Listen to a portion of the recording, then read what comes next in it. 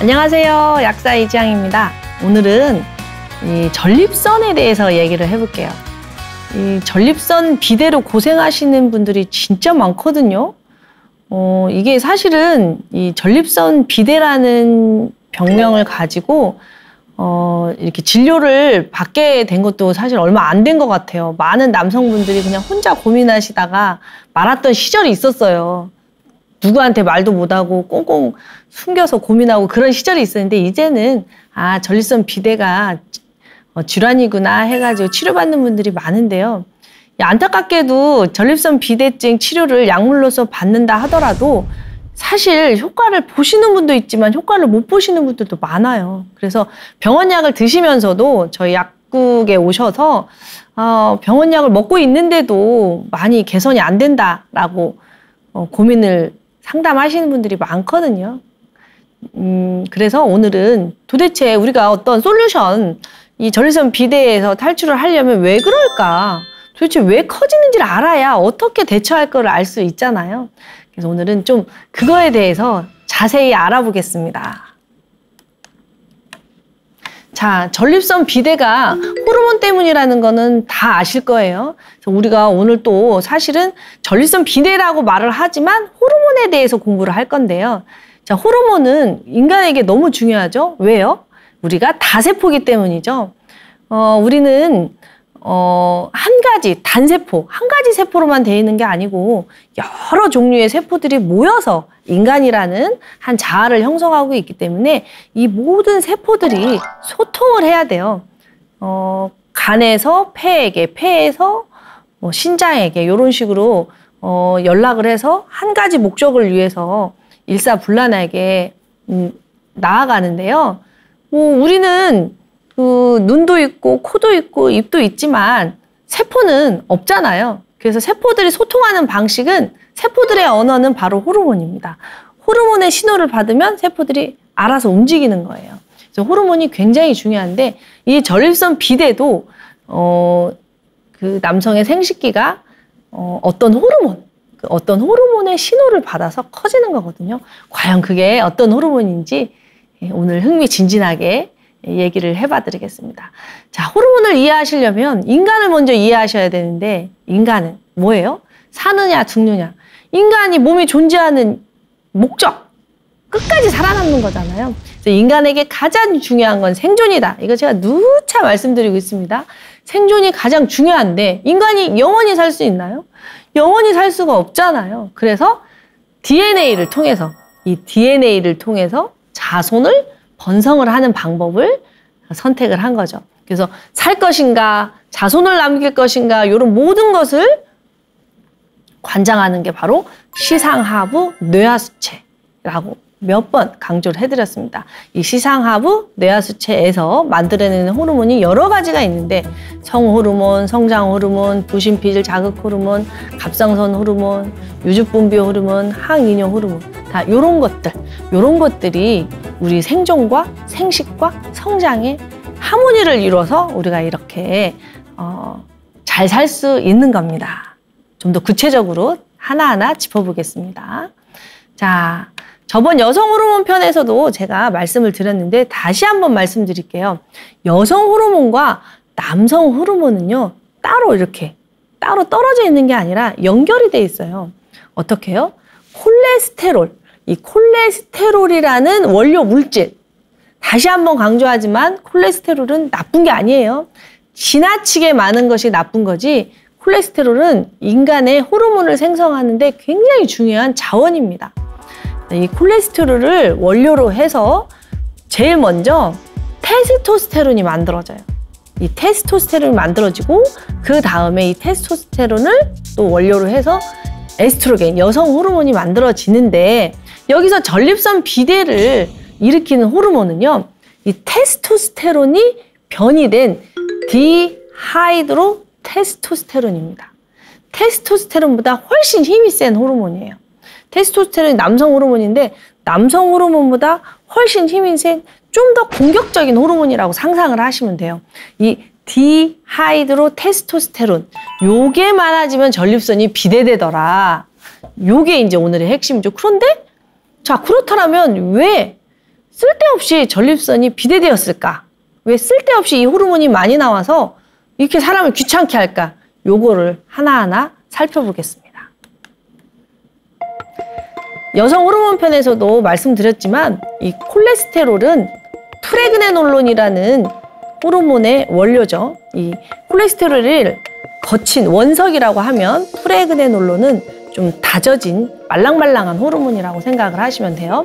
이 프레그네놀론이라는 호르몬이 있어야 우리가 생존에 유리한 코티솔도 만들어지고, 이 프레그네놀론이 있어야 테스토스테론도 만들어지고, 이 테스토스테론이 제대로 있어야 여성 호르몬도 만들어진다는 거예요. 즉, 이 프레그네놀론은 우리 몸에 일정한데 만약에 우리가 스트레스를 많이 받게 되면, 그래서 살아남기 위해서 코티솔을 많이 써버리게 되면 이 프레그네놀론이 테스토스테론으로 갈 게 없겠죠. 그래서 성 호르몬을 좌지우지하는 건 사실은 코티솔이라고 해도 과언이 아니에요. 여성 호르몬 편에서 제가 자세히 말씀드렸으니까 다시 한번 가서 보세요. 코티솔이 많아지면 성 호르몬은 적어질 수밖에 없어요. 자, 코티솔이 생존이니까 사느냐 죽느냐 하고 있는데 사랑을 해서 자손을 만들 수가 있어요? 아니잖아요. 먼저 살아남아야 사랑도 할 수 있기 때문에 남성들의 성기능이 떨어지고 이런 전립선 비대가 오고 이 모든 것들이 사실은 코티솔과 굉장히 밀접하다는 거, 스트레스 관리가 굉장히 중요하다는 거 다시 한번 강조해드립니다. 자, 전립선 비대가 뭔지 다 아시겠지만 그래도 제가 설명을 해드리면은 방광에서 소변을 모아서 요도를 통해서 소변이 나오잖아요. 근데 이 요도를 감싸고 있는 게 바로 전립선인데요. 전립선 비대라는 건 뭐냐면 이게 커지는 거예요. 이렇게. 그럼 커지면 어떻게 돼요? 커지면 이렇게 요도를 압박을 하겠죠. 옆으로만 압박하기서 위로도 압박을 하겠죠. 그러니까 방광의 용적이 적어지는 거예요. 이만큼 담을 수 있었는데 조금밖에 못 담고 나오는 길이 넓었었는데 좁아지고, 그러니까 담지도 못하고 나가지도 못하고 하는 굉장히 불편한 증상이 생겨요. 물리적으로 이렇게 전립선이 커지면. 근데 원래 전립선이 이렇게 커지면 안 되는데 왜 커졌을까요? 자, 이렇게 되면 아까 말씀드린 대로 핍력, 굉장히 조금 봤는데도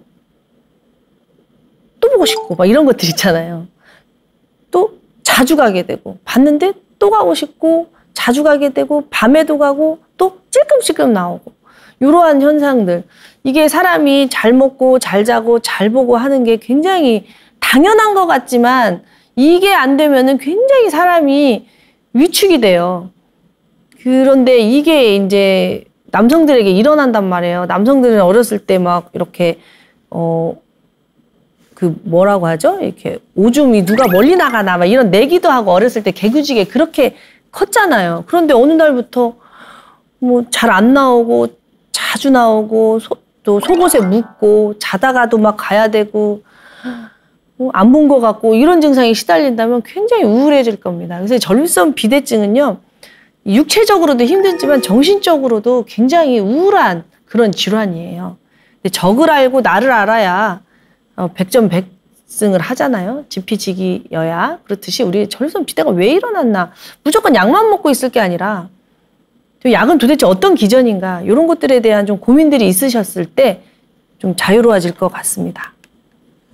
일단 전립선액을 한번 볼까요? 전립선은 물이에요, 물. 어떤 액체란 말이에요. 전립선 액체, 여기에 어떤 물질이 담겨져 있는지 한번 볼게요. 전립선 액은요, 첫 번째로 단백질이 들어있고요, 지방 들어있어요, 그리고 스퍼민 들어있고 구연산이 들어있어요. 그리고 나트륨, 칼륨, 칼슘 같은 미네랄, 그 중에서도 제일 전립선에 중요한 게 바로 아연입니다. 그래서 전립선에 고생하시는 분들에게 아연 중요하다 이런 거 많이 들어보셨죠? 실제로 전립선액에 아연이 많이 함유되어 있거든요. 그리고 구연산이 들어있다는 게 굉장히 또 재미있죠? 이 구연산이 바로 알칼리성이거든요. 그래서 이런 전립선액이 건강하게 구성이 되려면 단백질, 적당한 단백질, 적당한 기름, 또 적당한 그 알칼리성 식품들, 그리고 나트륨, 칼륨, 칼슘 같은 미네랄, 아연 이런 것들을 잘 섭취하시는 게 매우 중요해요. 좋은 음식을 먹는 것도 굉장히 중요하다는 겁니다. 자, 그런데 전립선이 도대체 어떤 역할을 할까요?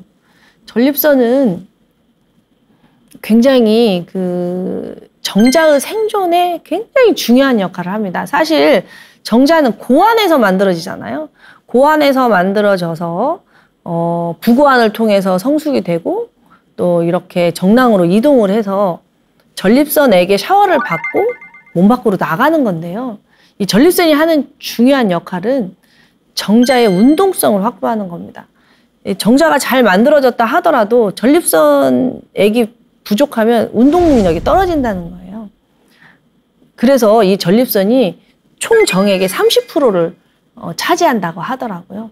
무엇보다도 전립선이 가장 중요한 역할은 정액이 굳지 않게 한다는 겁니다. 정액이 처음에 몸 밖으로 나왔을 때는 이제 굳어 있어요.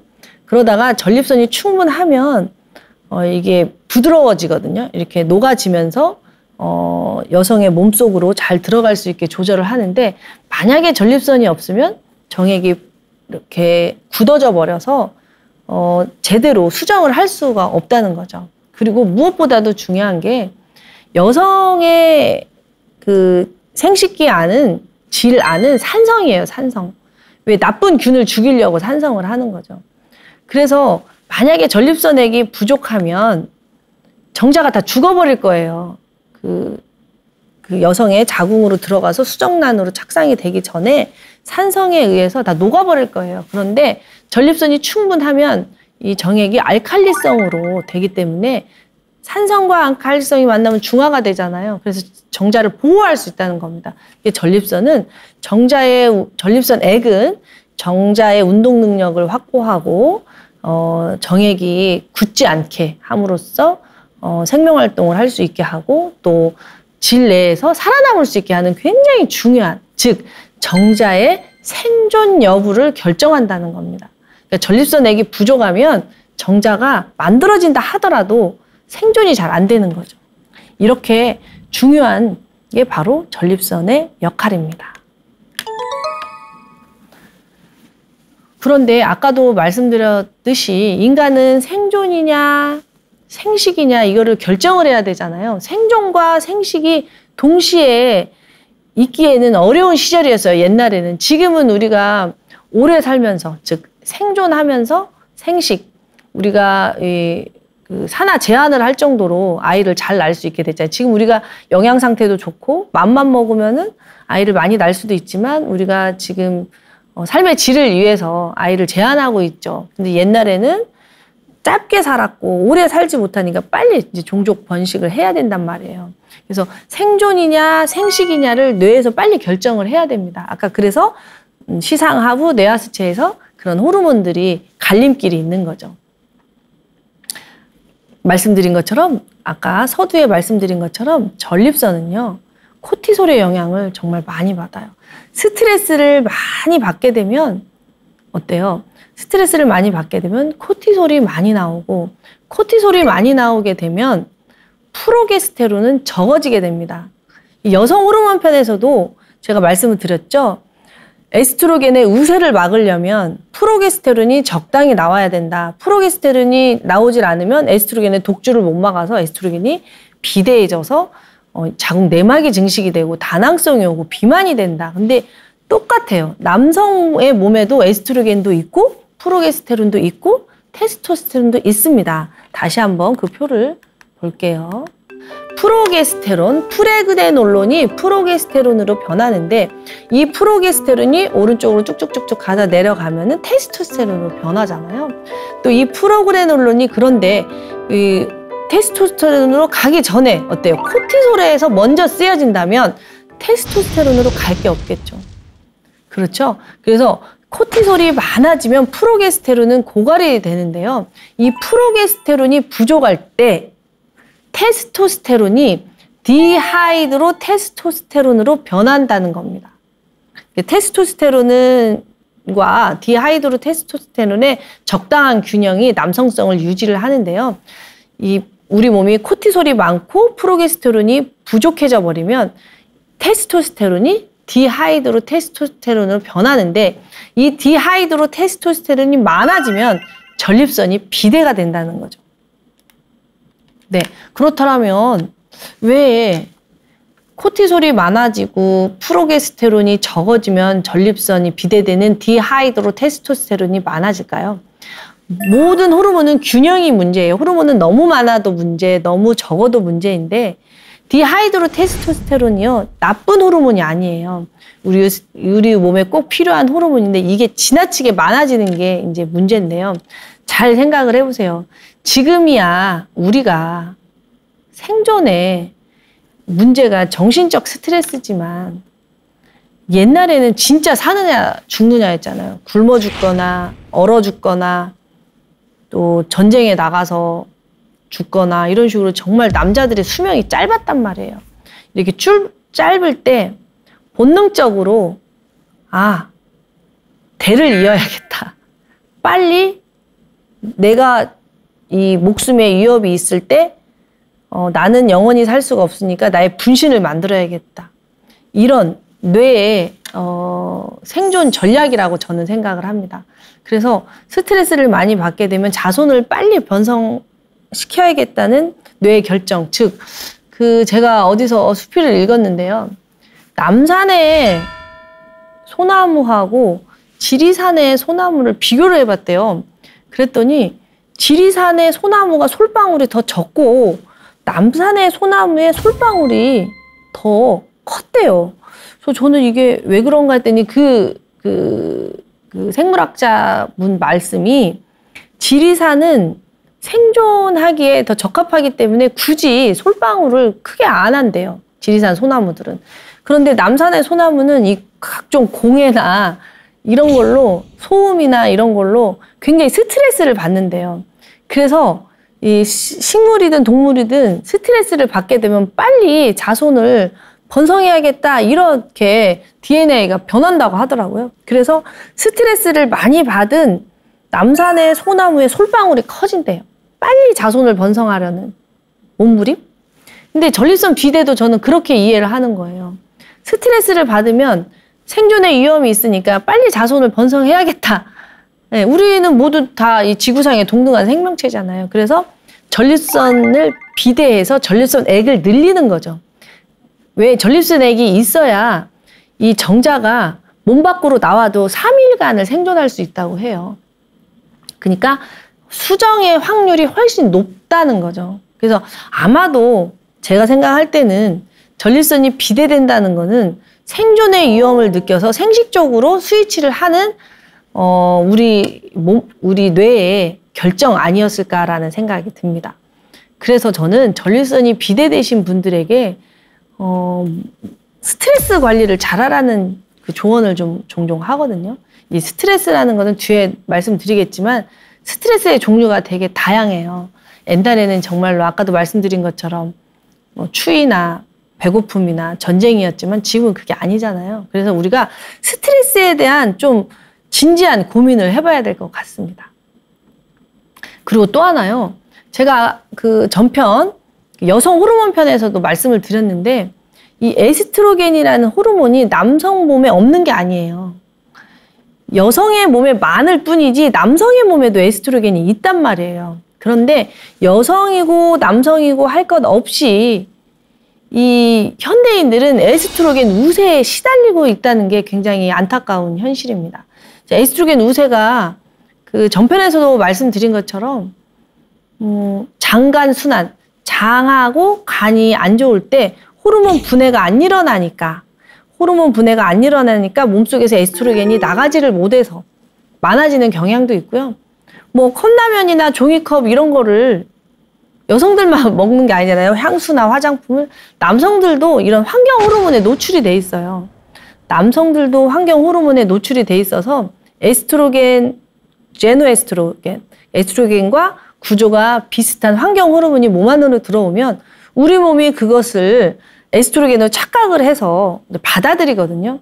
그러면서 에스트로겐 우세가 일어나는데 이게 자궁이나 전립선이나 수정란 상태에서는 구분이 없다가 이제 수정란이 배아가 되면서 남자아이로 가려면 전립선이 나타나는 거고 여자아이로 가려면 이 자궁이 나타나는 거거든요. 그러니까 원세포, 근본은 똑같다 이 말이에요. 그래서 여성들이 자궁에 혹이 생기고 자궁 내막이 증식되는 거나 남성들이 전립선이 커지는 거나 저는 똑같다고 봐요. 세포 수준에서 보면. 세포 수준에서 보면 똑같다는 거죠. 그래서 남성들도 이 전립선 비대가 왔다는 거는 갱년기가 왔다는 거예요. 갱년기가 온 거죠. 그러니까 여성들이 그 갱년기에 에스트로겐 우세로 시달리는데 그 전편에서 이제 미처 설명을 못했지만 젊었을 때보다 에스트로겐이 부족해지는 건 맞아요. 갱년기에 상대적으로 부족해지는 건 맞지만 에스트로겐은 프로게스테론에 항상 균형을 이뤄야 되는데 제가 여기서 말하는 에스트로겐 우세는요. 프로게스테론에 비해서 에스트로겐이 많다는 거예요. 에스트로겐 우세를 말하는 거는 그러니까 젊어서보다는 그러니까 질문을 많이 하세요. 저에게 갱년기 때 제가 에스트로겐 우세라고요? 갱년기면은 에스트로겐이 부족해지는데 왜 에스트로겐이 우세예요? 이렇게 표현을 하는데요. 여기서 우세라는 거는 무엇보다 우세냐는 거죠. 프로게스테론보다 많다는 거예요. 에스트로겐과 프로게스테론이 적절하게 있어야 되는데 스트레스를 많이 받고 그럴수록 우리가 에너지가 딸리고 이러면서 에스트로겐 우세, 에스트로겐을 분해하는 능력도 떨어지고 이러면서 에스트로겐이 많아져서 프로게스테론에 비해서 에스트로겐이 많아져서 우세에 시달리는 겁니다. 그래서 여성 질환이나 남성 질환이나 사실은 같다는 게 제 생각인 거죠.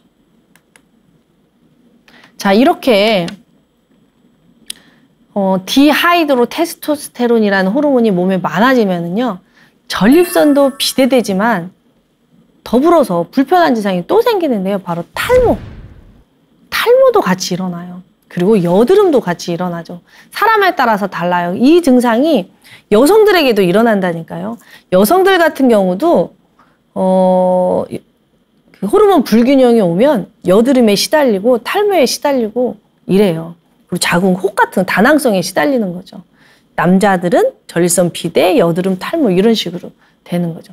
아마 그 이유가 이제 저는 항상 그 몸이 왜 그럴까 이제 생각을 많이 하면서 이제 소설을 쓴다 이런 표현을 하는데 전립선 비대라는 거는 생존의 위협이라서 우리가 생식을 늘리려고 일어난 현상이라고 그랬잖아요. 근데 생존에 머리카락 필요 없잖아요. 지금 사냐 죽냐 하는 판에 그래서 머리카락 쪽으로 혈액을 안 보내는 것 같고요. 피부도 스트레스에 시달리면은요 스스로를 보호하기 위해서 피지가 많이 생성이 돼요. 아마 그러지 않을까라는 생각이 듭니다. 그래서 이런 피지가 많이 생성이 되면서 스스로를 보호하려는 그 과잉 반응. 근데 실제로 현대인들은 나가서 뭐 싸우거나 추위에 떨거나 이러질 않잖아요. 그러니까 탈모나 여드름이 그 시절에는, 그 과거 시절에는 피지가 많아져도 그 세포를 보호하기 위함이지 그게 이렇게 환웅화되진 않았을 거라는 생각이 들어요. 그렇게 영양이 많지도 않았고.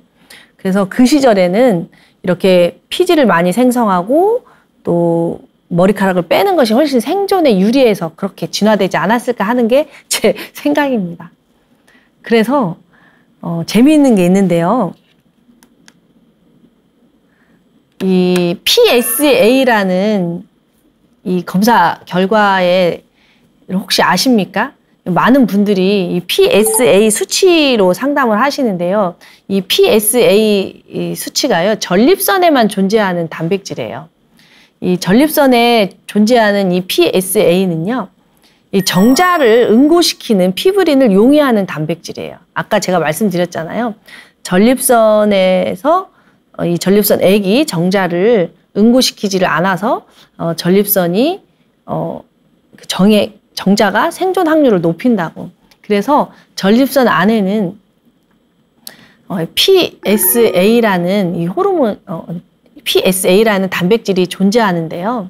이게 정상인도 소량 생성을 해요. 근데 이게 만약에 전립선이 전립선 안에만 존재해야 되는데 전립선에 문제가 있다면 전립선 밖을 탈출을 하는 거예요. 그래서 혈액 속에 보이면 이게 무슨 문제가 있구나. 특히 전립선 암일 경우 PSA 수치가 높아지는 경향이 있어요. 그래서 PSA 수치가 높아지면 많은 분들이 암인가 하고 의심을 하는데 PSA 수치가 꼭 전립선 암이 아니더라도 올라가는 경우가 많으니까 이 수치를 받았을 때 너무 속단하고 걱정을 안 하셔도 될 것 같습니다. 그래서 의사하고 꼼꼼히 상담을 해서 이 PSA 수치가 왜 올랐는지 그 원인을 찾아서 해결을 하시면 되는 거죠. 이 PSA는 하도 질문이 많아서 제가 한번 말씀을 드려봤습니다. 근데요, 제가 공부하다가 아주 재미있는 사실을 발견을 했어요. 우리 몸에 이 전립선 액도 알칼리성이지만 밑에 있는 십이지장 있잖아요. 십이지장에 나오는 소화액 중에 췌장액이 있어요. 췌장액이 있는데 이 췌장액도 알칼리성이라는 것을 공부하다가 이게 알게 된 거예요. 그래서 전립선액도 알칼리성이고 췌장액도 알칼리성, 위는 아주 강산이잖아요. 그래서 이게 이렇게 중요하단 말인가 해서 알게 된 게 이 췌장에서 췌장액이 잘 안 나오시는 분들 있잖아요. 췌장액이 잘 안 나오시는 분들이 전립선 비대에도 시달린다는 거를 제가 알게 된 거예요. 즉 소화가 안 되시는 분들, 위장 질환으로 고생하시는 분들이 전립선 쪽에도 문제가 많이 생긴다는 것을 제가 알게 된 거죠. 왜 그럴까요? 바로 이 중탄산 나트륨, 이게 부족해진다는 거예요. 근데 이 중탄산 나트륨이 알칼리성인데 이 중탄산 나트륨은요, 소금이 있어야 만들어져요. 즉 소화가 안 되신다. 이거는 제가 여러 채널에서 말씀을 드렸는데 체액이 부족하다. 이 말하고 굉장히 중요한 연결고리가 있거든요. 체액이 부족해지면 체액에서 소화액이 나오는데 소화액 중에 하나가 췌장액이란 말이에요. 췌장액이 안 만들어지는 거죠. 근데 이 체액으로 전립선 액도 만들어진다는 거예요. 그래서 전립선 액이 부족하다, 전립선이 스트레스 받는다, 전립선이 비대해진다. 이렇게 연결시킬 수 있잖아요. 그래서 전립선에도 체액이 굉장히 중요하구나. 근데 체액의 기본이 뭐예요? 소금이라고 제가 말씀을 드렸잖아요. 소금이 있어야 중탄산 나트륨이 만들어져요. 중탄산, NaHCO3라고 말을 하는데요. HCO3, 수소하고 탄소하고 산소는 우리 몸에 많아요. 근데 나트륨은 소금에서만 들어와요. 소금이 없으면 중탄산 나트륨이 안 만들어지겠죠. 중탄산 나트륨이 안 만들어지면 췌장액도 안 만들어져서 소화가 안 될 거고, 중탄산 나트륨이 안 만들어지면 전립선 액도 알칼리성이 안 되겠죠. 그래서 제가 공부하면서 되게 이 몸의 연결성, 우리 몸이 이렇게 다 연결되어 있구나 하는 걸 발견하고 되게 재밌었던 기억이 있습니다. 자, 전립선 비대증에 쓰는 약물이 아까 제가 재미있는 거 말씀드린다고 했는데요. 전립선 비대증에 쓰는 약물이 용량만 줄이면 탈모 치료제로 쓰는 거 아세요? 탈모 인구가 진짜 많아지고 있잖아요. 그래서 많은 탈모인들이 이 약을 많이 드시고 계시는데요. 사실은 이 약이 전립선 비대증 약의 용량을 줄인 거예요.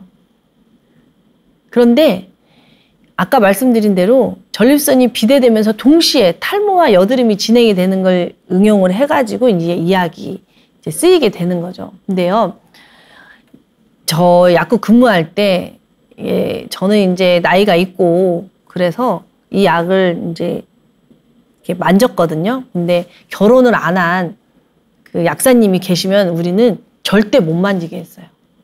왜냐하면 이게 호르몬제잖아요. 이 호르몬제를 가임기 여성이 만지게 되면은 혹시 임신했을 때 그 아이가 기형으로 생식기가 잘 안 만들어져서 안 만들어지는 기형으로 그 태어날 확률이 높다는 얘기를 듣고 절대로 미혼 여성들이는 이 약을 못 만지게 했죠. 아마 그래서 남편분이 이런 약을 먹고 있다면 부인들은 절대 안 만지는 게 좋으실 것 같습니다. 전립선 비대증의 약물은 어떤 원리로 도와주는지 한번 알아보겠습니다. 알파 차단제인데요. 무엇을 차단하냐? 바로 교감신경을 차단한다는 겁니다. 이제 방광은요, 우리 마음대로 움직일 수 없잖아요. 저 시청자분들 한번 방광 움직여 보세요. 움직일 수 있어요? 못 움직이잖아요. 왜 못 움직여요? 방광은요, 자율신경의 영향을 받기 때문이에요. 자율신경이라는 게 뭐냐면 몸이 스스로 알아서, 뇌가 스스로 알아서 내 의지하고 상관없이 알아서 하는 신경이거든요. 그래서 스스로 한다 해서 자율신경인데 교감신경과 부교감신경이 있어요. 자, 교감신경은 지금 저는 교감신경이 살짝 항진돼 있죠. 왜? 이렇게 시청자분들에게 알려드려야 되잖아요. 뭔가 내용을 전달하려면 집중을 해야 되니까 살짝 교감신경이 항진이 돼 있고, 제가 이렇게 교감신경이 항진이 돼 있으면 제 방광은 어떤 상태일까요? 제 방광은 오주 소변을 모으는 일을 하고 있을 겁니다. 지금 제가 시청자분들에게 정보 전달을 하다가 잠깐만요, 화장실 갔다 올게 이러면 안 되잖아요. 그래서 교감신경이 잘 작동을 하고 있을 때는 방광에서 소변을 모으는 역할을 합니다. 그러다가 부교감신경이 이제 이 프로그램이 끝나고 저에게 쉬는 시간이 주어지면 그때 부교감신경이 열리면서 부교감신경이 작동을 하면서 방광이 열립니다. 그러면 이제 소변을 볼 수 있게, 이렇게 우리는 어떤 목적에 의해서 방광이 소변을 모으기도 하고 소변을 내보내기도 하거든요. 그래서 이 교감신경이 근데 너무 지나치게 흥분이 돼 있으면 계속 요도가 이렇게 좁아질 거 아니에요. 계속 모으기만 할 거 아니에요. 그래서 소변이 안 나오겠죠. 그래서 교감신경을 차단하는 알파 차단제라는 약을 먹게 되면 교감신경을 차단하기 때문에 이렇게 요도가 이완이 되면서 소변이 나오게 하는 그런 원리입니다. 그런데 이 교감신경을 차단하는 약물을 복용을 하면서 또 교감신경을 흥분시키는 약물 어떤 게 있을까요? 코막힘 약 같은 거는 교감신경을 흥분시키는 약이에요. 왜냐하면 교감신경이 흥분이 돼야 혈관이 이렇게 수축이 되면서 코 막힌 게 뚫리거든요. 그래서 전립선 비대증으로 알파 차단제를 드시면서 교감신경을 여기서는 차단하는데 여기서는 교감신경을 흥분시키는 약을 드시면 몸이 헷갈려가지고 잠을 한숨도 못 잔다거나 막 이런 일이 벌어지거든요. 그래서 이렇게 전립선 비대증 약을 드실 때 어떤 약을 드시는지 알고 계셔야 이 콧물약 같은 거를 드시면서 일어나는 일에 대처를 할 수가 있어요. 그래서 또 약을 잘못 드시면 요 폐색이 와가지고 교감신경을 너무 흥분시켜 버리니까 소변이 아예 안 나와가지고 응급실에 실려가는 것도 봤거든요. 그러니까 본인이 어떤 약을 복용하고 있는지 잘 알고 항상 그 처방을 하시는 전문의나 약사에게 제대로 정보를 전달해서 부작용에 대처를 해야 될 것 같습니다. 그리고 전립선 비대증 약물은 아까 말씀드린 대로 테스토스테론이 디하이드로 테스토스테론으로 지나치게 많이 발현을 해서 전립선이 비대되는 거기 때문에 대부분은 이 호르몬을 막는 디하이드로 테스토스테론 억제제입니다. 그게 4분의 1이 또 탈모 치료제로 개발이 되어 있는 거고요. 그런데 이 전립선 호르몬은 너무 많아도 안 되고 너무 적어도 안 된다고 했잖아요.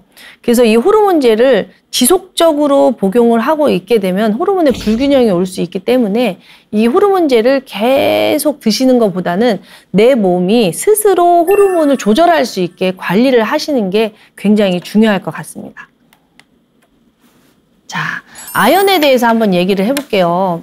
전립선 하면 아연 많이 떠오르죠. 근데 아까 제가 스트레스가 전립선 비대를 일으킨다라는 거 이제 딱 이해되셨죠?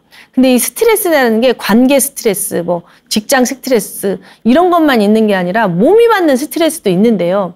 대한민국의 술 문화가 전립선 비대를 부추긴다고 저는 생각을 합니다. 많은 남성들이 술로 스트레스를 풀잖아요.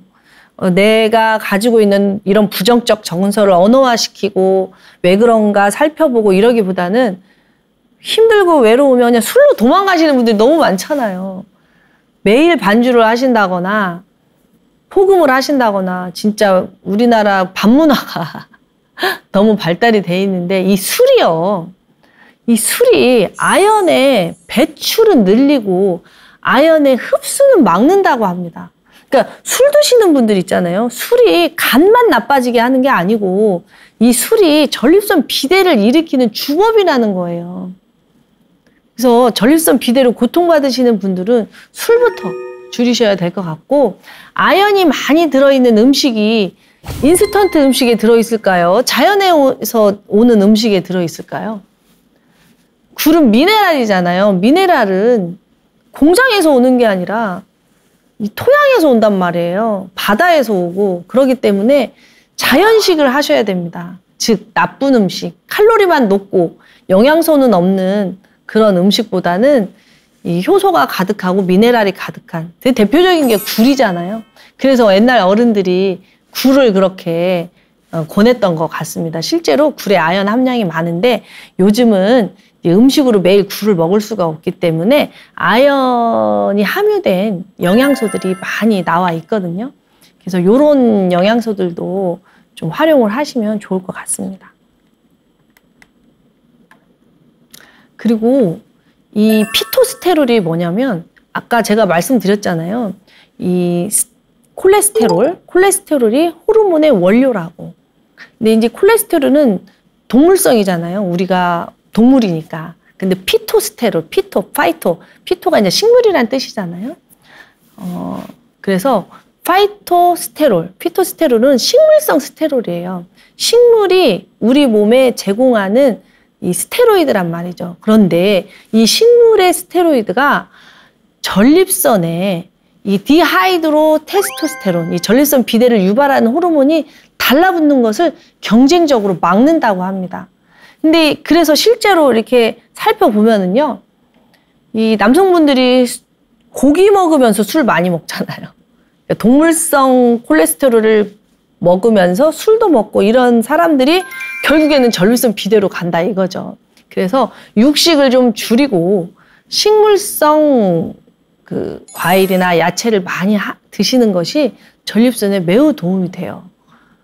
그런데 우리가 만약에 그럴 수 없는 상황이면 이 피토스테롤, 식물성 스테롤을 영양소로 섭취하는 것도 많이 도움이 됩니다. 그래서 시중에 아연도 들어있고 또 피토스테롤도 들어있고 이런 영양소들이 많이 개발이 되어서 여러분들을 도와주고 있으니까 그런 물질들도 한번 활용해 보시는 것도 괜찮은데요. 그런 거 이전에 밥상이 살아야겠죠. 밥상이 살아야 이런 제품들도 의미가 있지. 술 먹고 고기 먹고 막 밤에 잠 안 자고 스트레스 받고 막 이러면서 이런 거를 드신다고 해도 크게 뭐 안 드시는 것보다는 낫겠지만 근본적으로는 생활 습관을 바꾸는 게 더 중요하다고 생각을 합니다. 자, 이제 정리해 볼게요. 전립선 비대를 막으려면요. 스트레스를 줄여야 되는데 여기서 스트레스를 정신적 스트레스에만 국한시키지 마시고요. 내가 받는 육체적 스트레스도 잘 생각을 해보세요. 내 몸속에 술이나 담배 이런 거를 많이 넣는다면 그거 자체가 세포 수준에서는 굉장한 스트레스입니다. 그리고 드시고 계신 여러 약물들 있잖아요. 뭐 수면제라든가 혈압약이라든가 뭐 여러 가지 것들. 그러니까 기저질환이 있으신 분들이 전립선 비대에 훨씬 많이 노출이 되거든요. 그래서 전립선 비대만 따로 해결하려고 하지 말고 몸 전체가 좋아져야 된다고 생각합니다. 특히나 제가 생각하는 건 지나친 저염식을 하지 않는 거예요. 아까 제가 서두에 말씀드린 것처럼 전립선액은 알칼리성이어야 되는데 이 알칼리성이 어디서 오냐? 바로 중탄산 나트륨에서 오는데 이 중탄산 나트륨은 소금이 있어야만 만들어지거든요. 그래서 지나친 저염식, 물론 지나치게 짜게 먹는 것도 좋지 않지만 지나치게 저염식하는 것도 좋지 않다는 거 꼭 잊지 마시고요. 커피는 줄이셔야 돼요. 많은 분들이 소변이 이렇게 시원하지 않으니까 커피를 드셔서 소변을 자꾸 보시는데요. 커피를 드시게 되면 이뇨작용으로 소변을 보는 거라 그때뿐이고요. 오히려 교감신경이 계속 항진이 되면서 스트레스로 뇌가 인식을 해서요. 전립선 비대는 더 커질 수밖에 없어요. 그래서 그러다 보니 술도 줄여야 되고 담배도 줄여야 되고 커피도 줄여야 되고 줄일 게 많네요. 그동안 많이 드셨잖아요. 많이 해봤으니까. 그거 해독하느라고 젊었을 때는 이것들을 다 해독을 하지만 나이를 들면 이걸 해독할 수 있는 능력이 매우 떨어져서 전립선 비대로 연결이 되기 때문에 이제는 젊어서 많이 했던 것들 줄여나가야 될 거라고 생각을 합니다. 그리고 전립선 비대가 있을 때 성생활을 해도 되냐 안 되냐 이런 질문 많이 하는데요. 건강한 성생활은 전립선에 도움이 된다고 합니다. 그러니까 너무 이런 것에 대해서도 두려워하지 마시고 소통을 하시면 좋을 것 같습니다. 그리고 아까 전립선 비대가 일종의 프로게스테론보다 에스트로겐이 지나치게 많아서 생기는 현상이라고 제가 말씀을 드렸잖아요. 그래서 비만에서 벗어나셔야 됩니다. 왜냐하면 이 비만하면 왜 이렇게 좀 비만하신 분들이 여성화 유방 생기는 거 보셨죠? 이 비만하잖아요. 그러면 지방세포에서 이 에스트로겐을 만드는 호르몬이 나와요. 그래서 좀 나이 드셔서 자꾸 배가 나오고 살이 찌시고 이렇게 되면 전립선 비대에서 훨씬 가까워져요. 그래서 체중 조절도 하셔야겠죠. 그리고 남자는 힘 이러면서 고기 하시는데요. 지나친 육식이 이 전립선 비대를 가속화시킵니다. 아까 말씀드렸잖아요. 동물성 스테로이드보다는 식물성 스테로이드, 그러니까 과일이나 야채의 비율을 늘리시기 바랍니다. 뭐 그래서 육식을 하지 말라는 게 아니라 비율을 조절을 하시라는 거죠. 그리고 여성 호르몬 편에서도 말씀을 드렸지만 장 건강을 지키는 게 굉장히 중요해요. 이 장하고 간이 순환하고 있고, 그래서 장이 건강해야 간이 건강하고, 간이 건강해야 장이 건강하고, 이 장하고 간이 건강할 때 독소가 잘 빠지고요. 이 전립선 비대를 일으키는 호르몬을 빨리 분해해서 몸 밖으로 내보내기 때문입니다.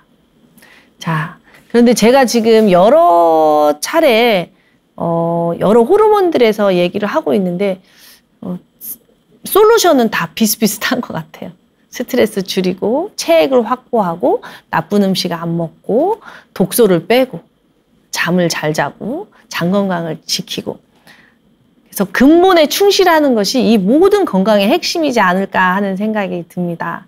자, 옛날에는 수명이 짧았기 때문에 전립선 비대로 고생하는 기간이 짧았겠죠. 그러나 이제 수명이 길어놨잖아요. 그래서 지금부터 전립선 비대에 대해서 대책을 세우지 않으시면 너무 오랫동안 고생하실 것 같아요. 그러니까 우리가 앞으로 건강하게 무병장수하기 위해서 이 모든 것들의 균형을 잡으셔서 삶의 질을 높이셨으면 좋겠습니다. 자, 오늘도 함께 해주셔서 감사하고요. 다음 시간에는 정말 젊은 사람들부터 나이 드신 분들까지 점점 많아지고 있는 통풍에 대해서 근본적으로 고민해 보겠습니다. 감사합니다.